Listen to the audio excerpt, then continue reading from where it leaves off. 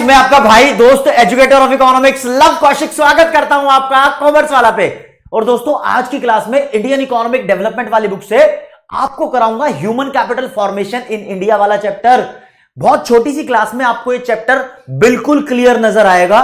यानी जब क्लास को देख लोगे आप तो आपके जहन में एक ऐसी फील आएगी कि भाई अब मैं चैप्टर को अच्छे से लर्न कर सकता हूं, इसके सारे कॉन्सेप्ट समझ सकता हूं, ताकि एग्जाम में जब इसका कोई क्वेश्चन आए तो आप उसका जवाब बिल्कुल सही और सटीक तरीके से दे दो। ठीक है, एक बार ओवरव्यू के तौर पे आपको बताऊं कि इस पूरे चैप्टर में आपको खेल क्या खेलना है, मतलब करना क्या है। देखो, ह्यूमन कैपिटल फॉर्मेशन का चैप्टर है और इसके मोटे मोटे तौर पर आप चार टुकड़े कर सकते हो।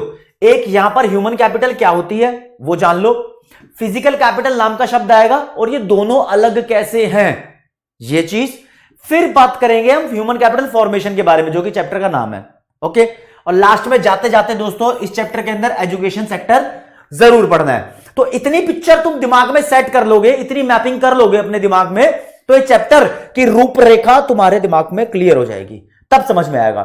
अब देखो, नॉर्मली यहां पर ना कैपिटल शब्द से इलेबोरेशन निकालते हैं चीजों की।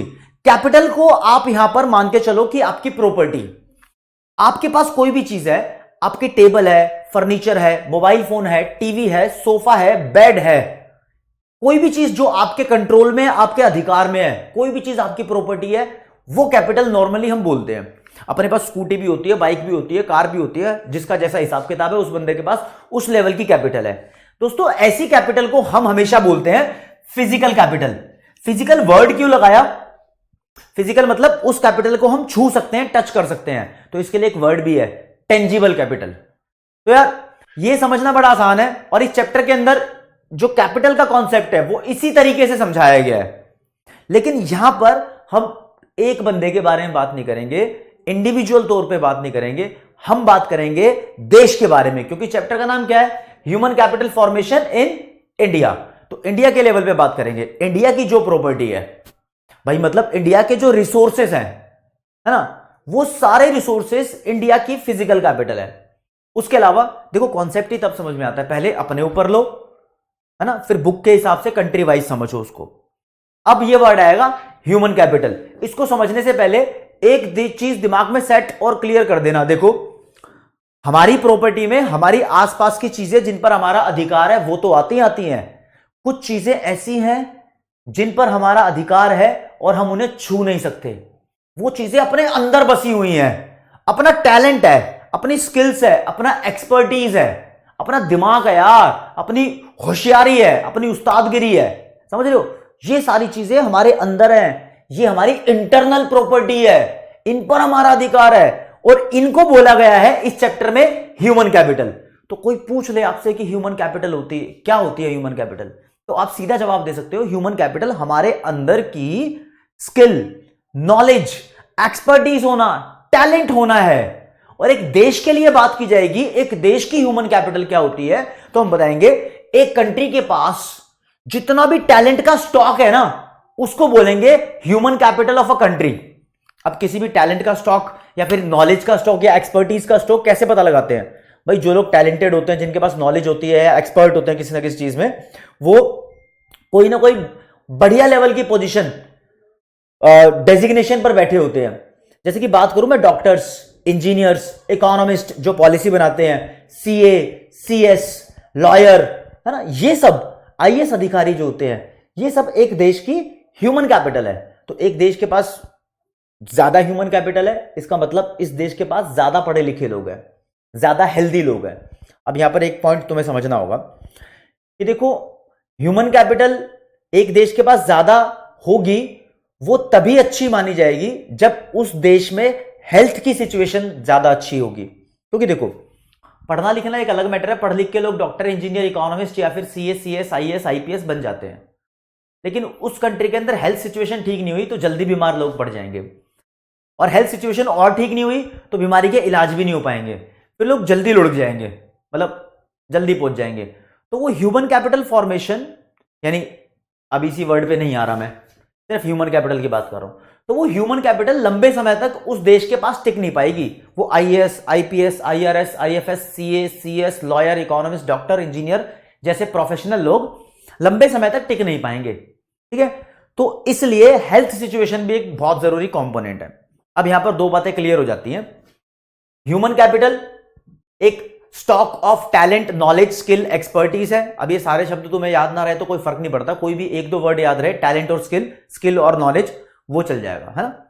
और फिजिकल कैपिटल वो सब इनपुट्स हैं या फिर वो सब प्रॉपर्टी है जो हमारे राइट में, कंट्रोल में, फैक्ट्री वगैरह मान के चलो, मशीनरी वगैरह, ट्रैक्टर वगैरह, कंप्यूटर वगैरह, जो भी चीज तुम अपने आसपास, बाइक, स्कूटी, कोई भी एग्जांपल दे सकते हो, सब इसके अंदर काउंट होगा।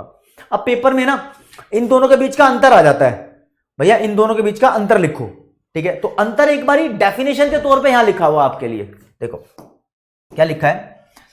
Human capital refers to the stock of skill, ability, expertise, education and knowledge in a nation at a point of time. किसी भी एक पॉइंट ऑफ टाइम की बात कर रहे हैं, मतलब आज कितना ह्यूमन कैपिटल है इंडिया के पास, या कल कितना है, पिछले साल कितना था, किसी एक पॉइंट ऑफ टाइम की बात करते हैं। तो ह्यूमन कैपिटल की डेफिनेशन अब एडजस्ट होने लगी होगी दिमाग में, है ना, क्योंकि प्रॉपर्टी से रिलेटेड बात हो गई ना। प्रॉपर्टी कैश भी है, एक प्रॉपर्टी हमारे अंदर जो प्यार, मोहब्बत है ना, किसी के अंदर नफरत भी हो सकती है, वो भी प्रॉपर्टी है। अब फिजिकल कैपिटल की डेफिनेशन पे आ जाओ तो इट रेफर्स टू एसेट्स, ये कैपिटल एसेट्स हैं, प्रॉपर्टी हैं, which themselves have been manufactured and are used for production of other goods and services. यानी ये वो सब प्रॉपर्टी है जो या तो किसी चीज के प्रोडक्शन में यूज हुई है या फिर ऑलरेडी फिनिश्ड आइटम है।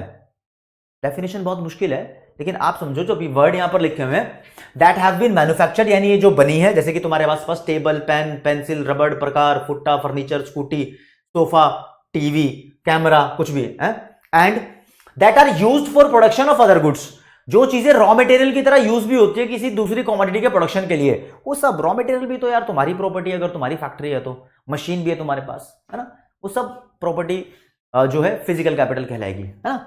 देखो ह्यूमन कैपिटल एज के साथ साथ कम हो जाती है। जैसे मान लो एक इंसान के पास अच्छा खासा लेवल ऑफ नॉलेज है, स्टॉक ऑफ नॉलेज है, तो जैसे जैसे उम्र बढ़ती रहेगी वो थोड़ी सी नॉलेज का लेवल थोड़ा डाउन होता रहेगा।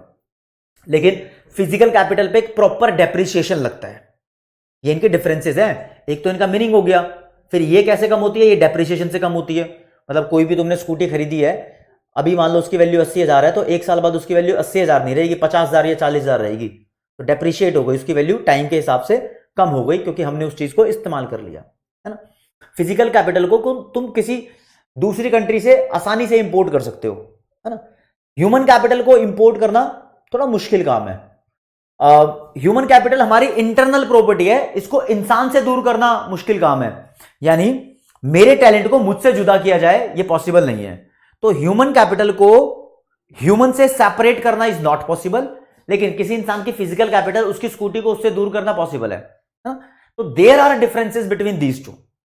ओके, ये डिफरेंस जरूर करते हुए चलने। फिर आ जाओ अपने अलग कॉन्सेप्ट पे, ये तो बहुत कुछ लिख दिया आपके लिए। यहां पर बोला ह्यूमन कैपिटल फॉर्मेशन क्या होता है। तो पहले तो यार जो फॉर्मेशन नाम का शब्द है, फॉर्मेशन नाम के शब्द को जस्टिफाई करो, तभी समझ पाओगे। फॉर्मेशन का मतलब होता है कुछ बनाना। आप आसानी से मान लो इसको, ये है मैन्युफैक्चरिंग या फिर मेकिंग बोल दो। तो ह्यूमन कैपिटल की मेकिंग हो रही है, मूवी की मेकिंग नहीं होती, मूवी बनती है, तो मूवी बनती है, छोले भटूरे भी बनते हैं, सब्जी भी बनती है, फैक्ट्री में कोई ना कोई प्रोडक्ट भी बनता है। तो ह्यूमन कैपिटल का और बनना मतलब इसका और इंक्रीज होना होता है। तो कोई बोले ह्यूमन कैपिटल फॉर्मेशन क्या होती है, तो आसान लैंग्वेज में डेफिनेशन लिख देता हूं। ह्यूमन कैपिटल फॉर्मेशन को मैंने HCF लिख दिया, is the process of increasing, मैंने ऐसे लिखा है, increasing to the stock of human capital, to the stock of human capital.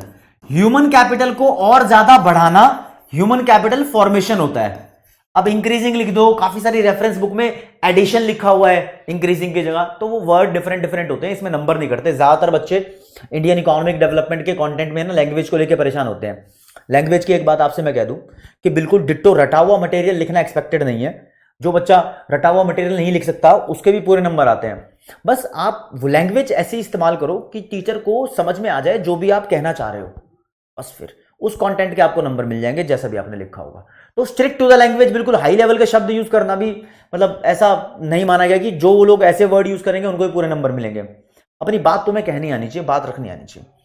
तो now it is human capital formation, it is the process of increasing या addition to the stock of human capital, इसको बढ़ाना। अब एक fact आपको बताऊं, जितने doctors Pakistan में टोटल है ना, उतने तो हर साल इंडिया में बनते हैं। ये इंडिया की ह्यूमन कैपिटल फॉर्मेशन का एक अमेजिंग फैक्ट है, ध्यान रखना इसको।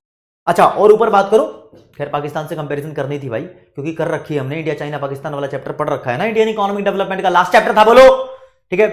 ये पढ़ते पढ़ते फिर भी बता रहा हूं, मतलब पढ़ाते पढ़ाते, कि तुम्हें कोई भी दिक्कत डाउट परेशानी होना यार, कमेंट सेक्शन तुम्हारे लिए खाली है। अपना रिश्ता ही जोरदार ऐसा बना हुआ है कि आप लोग जो कमेंट करते हो, आपने बोला सर कि हर चैप्टर के लिए कॉन्सेप्ट मैपिंग लेकर आओ, तो बच्चों तुम्हारे लिए पूरा मिशन चालू कर दिया है ना।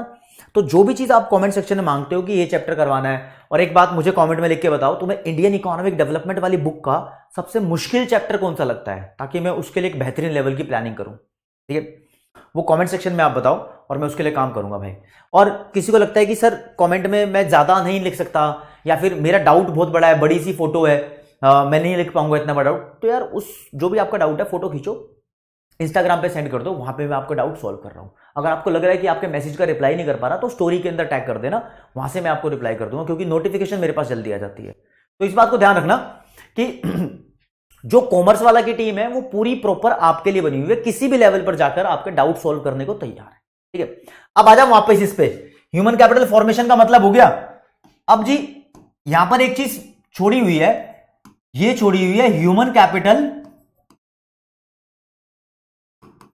मतलब मैंने बताया ना 4 चीजें, 1 2 3 4 नहीं, 5वीं चीज ह्यूमन कैपिटल और हमारे देश की इकोनॉमिक ग्रोथ में क्या रिश्ता है, और ह्यूमन कैपिटल और ह्यूमन डेवलपमेंट क्या अलग कॉन्सेप्ट है, ठीक है। इन चीजों को समझ लेना, ह्यूमन कैपिटल और ह्यूमन डेवलपमेंट, ये समझना जरूरी है। ये चैप्टर अटपटा सा लगता है बहुत सारे बच्चों को, तो ये वीडियो देखने के बाद लगेगा नहीं तुम्हें अटपटा सा, आसान ही लगने लगेगा चैप्टर। पहले हम यहीं पर आ रहे हैं। अब जब ह्यूमन कैपिटल फॉर्मेशन आप पढ़ोगे तो यहां पर 3 पॉइंट ध्यान रखना। ह्यूमन कैपिटल इंडिया में किस किस चीज के थ्रू हो सकती है, तो वो ह्यूमन कैपिटल के सोर्सेस हैं। ह्यूमन कैपिटल फॉर्मेशन होने में कौन कौन सी प्रॉब्लम्स या डिफिकल्टीज आ रही हैं, ये इंपॉर्टेंट क्वेश्चन बनता है, ये लॉन्ग आंसर क्वेश्चन बता रहा हूं। सोर्स, प्रॉब्लम्स और ह्यूमन कैपिटल फॉर्मेशन होने का फायदा क्या है। कुल मिला के आप दिमाग लगाओगे तो यह सोच पाना कि एक देश के अंदर talent, skill, knowledge, education, expertise, ability लोगों में कहां से आती है। लोग doctor, engineer, CS, lawyer, economist कैसे बनते हैं, ये बनते कैसे हैं, इसके कौन कौन से तरीके होते हैं, तो उसको बोलेंगे सोर्सेस। अब इतना सब कुछ होने में क्या क्या दिक्कत आ रही है, तो वो प्रॉब्लम्स है। और ज्यादा ये पढ़े लिखे लोग होंगे एक देश के अंदर, तो उनका फायदा क्या होगा, ये इंपॉर्टेंस है। अगर तुम्हें फिर भी ह्यूमन कैपिटल फॉर्मेशन का मतलब दिमाग में एडजस्ट नहीं हो रहा, तो सोचो पढ़े लिखे लोगों की जनसंख्या एक देश की ह्यूमन कैपिटल है, बस इतना सोच के चलो, तभी तो पढ़ाई की बात भी करनी है लास्ट में। अब यहां पर कौन कौन से सोर्स हैं, तो भाई 5 सोर्स है, पांचों को ध्यान रखना, बड़ा इंपॉर्टेंट क्वेश्चन है। एक, सबसे पहली बात तो एजुकेशन के through doctor, engineer, CS economist बनते हैं। दूसरे नंबर पे सरकार अगर हेल्थ पे खर्चा करती रहे तो ये बने रहेंगे। बनना एक अलग बात है और बने रहना एक अलग बात है। तो इसके सोर्स जब भी लिखे जाएंगे, एजुकेशन या फिर एक्सपेंडिचर ऑन एजुकेशन, पूरा नाम लिख दो, और यहां पर लिखना एक्सपेंडिचर ऑन हेल्थ, और फिर उसके बाद 3rd नंबर पे लिखेंगे माइग्रेशन। माइग्रेशन का मतलब होता है एक जगह से दूसरी जगह जाना। अब ये माइग्रेशन 2 तरीके की होती है, एक इंटरनल और एक एक्सटर्नल। इंटरनल माइग्रेशन का मतलब है एक देश के अंदर एक इलाके से दूसरे इलाके में शिफ्ट होना, जैसे कि बेसिकली रूरल एरिया से लोग सिटी या फिर अर्बन एरिया में, शहर के इलाकों में आके शिफ्ट होते हैं। यहां पर उनको एम्प्लॉयमेंट अपॉर्चुनिटीज ज्यादा मिलती है, ज्यादा सैलरी मिलती है, ज्यादा डेवलपमेंट के मौके मिलते हैं, ज्यादा सुविधाएं मिलती हैं, है ना। तो माइग्रेशन के थ्रू भी गांव वाले इलाके से शहर वाले इलाके में जब लोग जाते हैं, तो शहर वाले इलाके में ह्यूमन कैपिटल बढ़ जाती है, ठीक है ना। और वैसे भी फॉरेन कंट्री से भी कोई आ जाए तो भी ऐसा हो जाता है कि ऐसा हो रहा है ना कि इंडिया अगर बने बनाए डॉक्टर अमेरिका, चाइना, इंग्लैंड से हायर कर ले, तो फिर इंडिया की ही ह्यूमन कैपिटल फॉर्मेशन बढ़ती है। ऐसे बहुत सारी विदेशी कंट्री, डेवलप्ड कंट्रीज करती है। शायद उनके देश के अंदर इतने डॉक्टर ना बने हो, इतने लॉयर ना बने हो, या फिर इतने पॉलिसी मेकर्स ना बने हो, तो वो बने बनाए दूसरे कंट्री के पढ़े लिखे बच्चों को या कैंडिडेट्स को हायर करके अपने देश की ह्यूमन कैपिटल बढ़ा लेती है। तो इसलिए उन देशों की तरक्की का राज बना भी हुआ ये, ठीक है। और ह्यूमन कैपिटल फॉर्मेशन का एक और मेन तरीका है भाई, ऑन द जॉब ट्रेनिंग दी जाए। ऑन द जॉब ट्रेनिंग का मतलब, देखो हमारा पढ़ाई का स्केड्यूल कैसे है, अभी आप जिस क्लास में पढ़ रहे हो ना, सोचो कि ये चीज पढ़ के क्या आपको किसी फैक्ट्री में किसी कंपनी में नौकरी मिल सकती है? नौकरी मिलने के चांस तब ज्यादा होते हैं जब आप पढ़ते पढ़ते कुछ रियल मार्केट में के बारे में सीखो। जैसे कि आपका सीए का कोर्स है, अब जब सीए का कोर्स करते हो तो सीए के कोर्स करते करते ना बीच में एक आर्टिकलशिप टाइम फेज आता है। आर्टिकलशिप में आपको कंपनी के अंदर जाके काम करना पड़ता है। एमबीए में भी ऐसा होता है, इंटर्नशिप बोलते हैं उसको, आपको काम करना पड़ता है। जब आर्टिकलशिप या इंटर्नशिप वो दौर होता है जब कंपनी के अंदर पढ़ाई के दौरान काम सीखा जाता है, और इसमें कंपनी आपको पैसे भी देती है। सैलरी नहीं बोलते उसको, स्टाइपेंड बोलते हैं उन पैसों को, कम पैसे होते हैं, खर्चे लायक होते हैं। तो मतलब काम करते करते सीख रहे हो। On the job training basically बोलो तो एग्रीकल्चर में ज्यादा जरूरी है। एग्रीकल्चर में इसलिए क्योंकि एग्रीकल्चर में नई नई टेक्नोलॉजी आ रही है ना, तो पुराने बंदे उन टेक्नोलॉजी को अडेप्ट नहीं कर रहे हैं। तो अडेप्ट नहीं कर रहे हैं, अगर उनको एग्रीकल्चर में काम करते करते उन टेक्नोलॉजी के बारे में सिखाया जाता तो वो अडेप्ट कर लेते, ठीक है। और फिर 5वें नंबर पे एक्सपेंडिचर ऑन इंफॉर्मेशन। अब एक बंदा सीए तो बन जाएगा, लेकिन उसके पास इंफॉर्मेशन होनी चाहिए कि सीए बनने के बाद उसको कितनी सैलरी मिल सकती है मार्केट के अंदर। डॉक्टर तो बन जाएगा, डॉक्टर बनने के बाद उसको पता होना चाहिए कि डॉक्टर की पोस्ट पे किसी हॉस्पिटल के अंदर उसकी क्या वैल्यू, कितनी सैलरी होगी। इंजीनियर की क्या होगी, लॉयर की क्या होगी, तो ये पता लगाना। आजकल देखो ना, किसी भी कंपनी में, स्कूल में, कॉलेज में या फिर हॉस्पिटल में भी जाओगे तो एक रिसेप्शन काउंटर होता है। रिसेप्शन काउंटर का मतलब कि वो इंफॉर्मेशन काउंटर है। आपको कुछ भी पूछना हो किसी भी चीज के बारे में तो वो बता देंगे, है ना। तो इंफॉर्मेशन पे खर्चा बड़ा इंपॉर्टेंट हो गया। तो अब बंदा लेबर मार्केट से इंफॉर्मेशन लेता है कि क्वालिफाई होने के बाद उसकी सैलरी कितनी होनी चाहिए। तो दिस इज ऑल्सो इंपॉर्टेंट। ये सब चीजें अवेलेबल होंगी जिस देश में, उस देश में उतनी ज्यादा ह्यूमन कैपिटल फॉर्मेशन होगी। इसके बाद आ जाओ जी, प्रॉब्लम कौन कौन सी है और इंपॉर्टेंस कौन कौन सी है। फिर इसके बाद रिश्तेदारी पे चलेंगे और फिर एजुकेशन सेक्टर पे जल्दी जल्दी काम करेंगे। देखो ये लिखी है भाई पूरी प्रॉब्लम की लिस्ट, ठीक है। आपको मैं कौन से पेन से कराऊं, गुलाबी से कराऊंगा। देखो प्रॉब्लम से मतलब क्या क्या दिक्कत है जो इंडिया के अंदर ह्यूमन कैपिटल फॉर्मेशन ज्यादा नहीं हो पा रही है, मतलब जितनी होनी चाहिए उतनी नहीं हो पा रही है, हो तो रही है।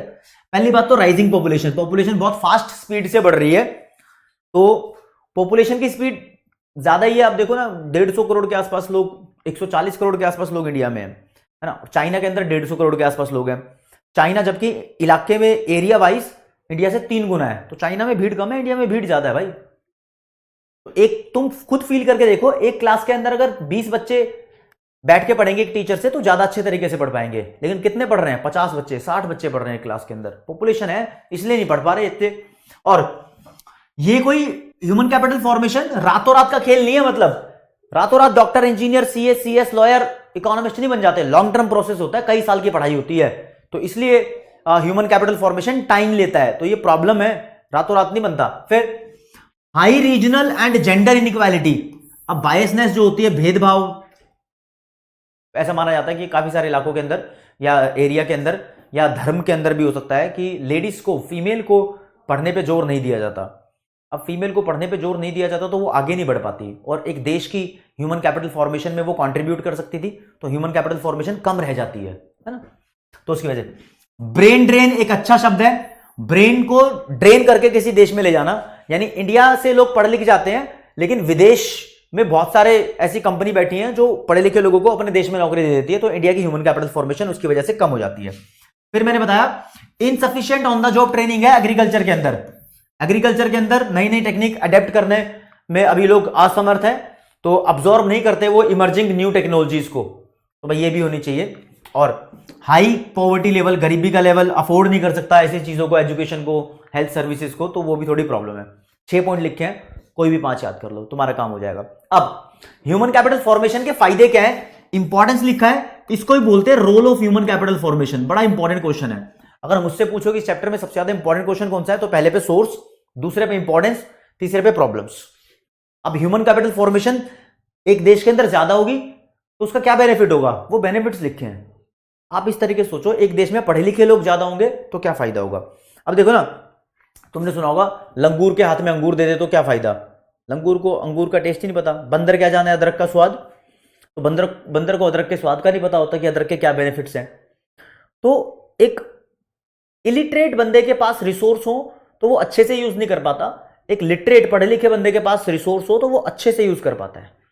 तो एजुकेशन एक इतनी इंपॉर्टेंट चीज है जो एक देश के रिसोर्सेज को प्रॉपर अच्छे तरीके से यूज करवा सकती है, ठीक है ना। तो भाई लिखा है education facilitates use of resource in the country. पहली बात इसका मतलब है कि रिसोर्स जिसको यूज नहीं करने आते तो पढ़े लिखे बंदे फैसिलिटेट यानी it makes easy, facility provide करना, आसान बनाना इसका मतलब होता है। तो देश के रिसोर्स आसानी से इस्तेमाल कर लेते हैं पढ़े लिखे बंदे।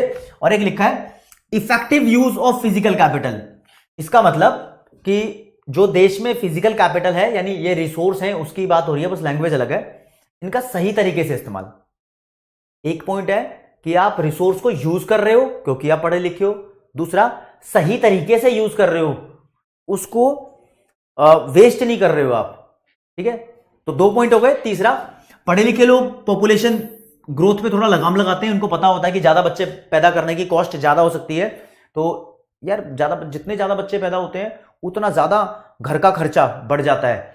और मान लो एक कपल का अगर एक बच्चा है तो एक बच्चे पे वो ज्यादा अच्छे तरीके से ख्याल रख पाएंगे, ज्यादा सही उसको एजुकेशन और हेल्थ की फैसिलिटीज प्रोवाइड कर पाएंगे एज कंपेयर कि उसके पास 2 या 3 बच्चे हैं। तो क्योंकि वो खर्चा डिवाइड हो जाता है ना फिर बच्चे ज्यादा होते हैं। तो फिर it improves quality of life, standard of living बढ़ेगा, पढ़े लिखे बंदों का साफ सफाई से रहते हैं, स्टैंडर्ड ऑफ लिविंग अच्छा होता है भाई, ठीक है।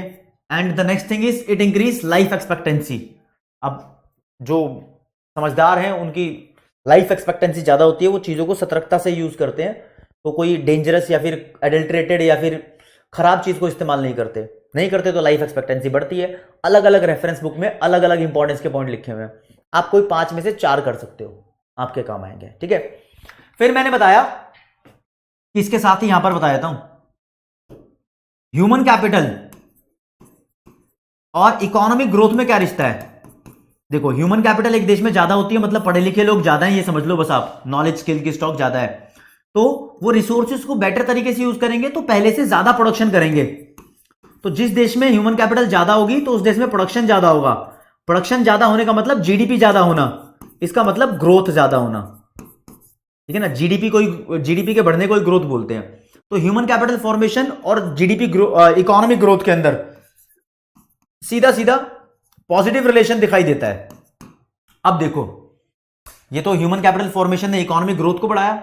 अब इकोनॉमिक ग्रोथ यानी एक देश का जीडीपी बढ़ रहा है, उसकी नेशनल इनकम बढ़ रही है, तो वो देश ज्यादा पैसा खर्च कर सकता है फैसिलिटीज पे, एजुकेशन पे, हेल्थ पे। तो एजुकेशन हेल्थ पे ज्यादा खर्चा करेगा तो उस देश की ह्यूमन कैपिटल भी बढ़ेगी। तो कुल मिला के आप ये मुझसे सुन लो कि ऐसा बोला जाता है ह्यूमन कैपिटल इकोनॉमिक ग्रोथ को बढ़ाती है और इकोनॉमिक ग्रोथ ह्यूमन कैपिटल को बढ़ाती है। तो इन दोनों के अंदर पॉजिटिव रिलेशन दिखाई दे रहा है, लेकिन इसको बोलते हैं हैंड टू हैंड रिलेशन, यानी हाथ के हाथ रिलेशन है, दोनों एक दूसरे को इंप्रूव करते हैं, एक दूसरे को बढ़ाते हैं। हैंड टू हैंड रिलेशन आप बोल सकते हो, ठीक है। इस बात को करते हुए चलना, ठीक है। अब एक बात और यहां पर ये हो गई, प्रॉब्लम्स हो गई। अब ह्यूमन डेवलपमेंट का कॉन्सेप्ट आता है, ह्यूमन डेवलपमेंट और ह्यूमन कैपिटल, पहले इसको डिफरेंशिएट कर लेंगे। यहां पर आपके लिए थैंक यू स्लाइड लिखिए, लेकिन थैंक यू कहने से पहले बात सुनो। ह्यूमन डेवलपमेंट आपके काम की चीज है भाई। देखो ह्यूमन कैपिटल फॉर्मेशन और ह्यूमन डेवलपमेंट में बता रहा हूं आपको अंतर। एक 80 साल की महिला है, उसको पढ़ना लिखना नहीं आता, लेकिन सरकार उसकी पढ़ाई लिखाई पे खर्चा करेगी, तो क्या उससे देश की तरक्की होगी? नहीं। अब वो उस सिचुएशन में नहीं है कि जीडीपी में कंट्रीब्यूट कर पाए, तो उस पर अगर खर्चा किया जाएगा तो वो एक कंट्री का इकोनॉमिक ग्रोथ को नहीं बढ़ाएगी, इकोनॉमिक वेलबींग नहीं बढ़ाएगी। लेकिन उसको पढ़ना लिखना आ जाएगा तो उसका पर्सनल फायदा तो होगा, उसको चीजें आसान लगेंगी, खुद अपने काम कर सकेगी, है ना। तो विदाउट इकोनॉमिक फैक्टर को देखे हुए किसी का भला करना ह्यूमन डेवलपमेंट है।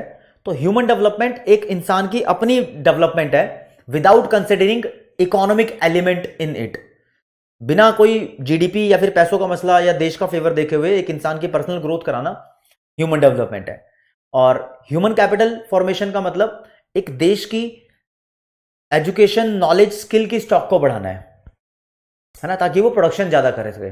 तो ह्यूमन डेवलपमेंट अपने आप में एक वाइडर कॉन्सेप्ट है और ह्यूमन कैपिटल अपने आप में एक नैरो कॉन्सेप्ट है, इस बात को ध्यान रखना इसी वजह से, ठीक है ना। और बाकी रहा कि एजुकेशन सेक्टर में, तो भाई एजुकेशन सेक्टर को 3 पार्ट में डिवाइड किया हुआ है। यहां पर आपको उसके तीनों पार्ट देखने हैं, यानी एलिमेंट्री एजुकेशन और फिर प्राइमरी एजुकेशन बोलते हैं उसको, फिर secondary education, tertiary education, 3 part में, यानी स्कूल से लेते हुए कॉलेज तक की पढ़ाई। और फिर इनको कौन कौन कंट्रोल करता है, कौन कौन इसमें पार्टिसिपेट करता है, तो एनसीईआरटी के बारे में, यूजीसी के बारे में, और जो हेल्थ को कंट्रोल करती है, फैसिलिटेट करती है, उनके कोर्सेज वगैरह, तो आईसीएमआर पढ़ना है। राइट टू एजुकेशन यहां पर पढ़ने को मिलेगा आपको, 2009 के अंदर आया था। सर्व शिक्षा अभियान, या फिर एजुकेशन के इमर्जिंग चैलेंजेस और अचीवमेंट्स कौन सी है, ये पॉइंट करने हैं। फिर एजुकेशन का सेक्टर खत्म कर लोगे। बहुत सारी रेफरेंस बुक में आपको अलग अलग कंटेंट देखने को मिलेगा, लेकिन जितना मैं लिमिट में बता रहा हूं आपको उतना ही करना है, ठीक है। एक और बताऊं, जैसे एनसीईआरटी, यूजीसी और आईसीएमआर है, ऐसे जो टेक्निकल कोर्सेज होते हैं उनके लिए होती है AICTE, ठीक है। तो इनकी फुल फॉर्म भी आप करेंगे, और अगर किसी बच्चे को ये पता है कि AICTE की फुल फॉर्म क्या है, तो वो कमेंट सेक्शन में बताए, तो मुझे ही पता लगे कि किस लेवल की तैयारी तुम्हारी चल रही है। तो दोस्तों ये एक ओवरव्यू था, ये एक ऊपर से मैंने बताया कि ह्यूमन कैपिटल फॉर्मेशन का चैप्टर जिस बच्चे का कंप्लीट नहीं हुआ है, वो किस तरीके से ये वीडियो सुनकर और देखकर अपने चैप्टर को कंप्लीट कर सकता है। तो आज की क्लास में दोस्तों इतना ही। जय हिंद, जय भारत, नमस्कार, धन्यवाद।